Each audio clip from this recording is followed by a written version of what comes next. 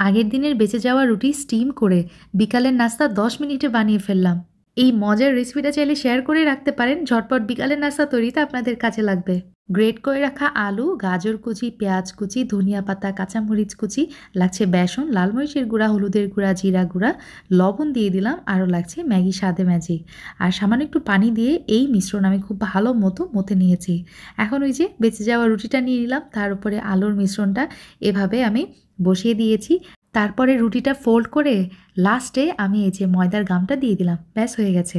এখন এটা স্টিমারে একটু সামান্য তেল মাখিয়ে নিয়েছি, তার উপর দিয়ে আমি ওই যে মুড়িয়ে রাখা রুটিগুলো দিয়ে দিলাম। 10 থেকে 15 মিনিটের মতো স্টিম করে নিলেই হয়ে গেছে। যখন এই নাস্তাটা একটু ঠান্ডা হয়েছে তখন এভাবে আমি ছুরি দিয়ে কেটে নিয়েছি। তারপর এটা আমি তেলে ভেজে নিয়েছি, তৈরি হয়ে গেছে একদম ভিন্ন শেপের আলুর সমোচা। খেতে হয়েছিল অসম্ভব মজা এবং অনেক বেশি ক্রিস্পি। আগে থেকেই বলে দিতে পারি, আপনার বাসায় এটা ট্রাই করলে লিটারেলি কারাকারি শুরু হয়ে যাবে। আল্লাহ হাফিজ, আসসালামু আলাইকুম।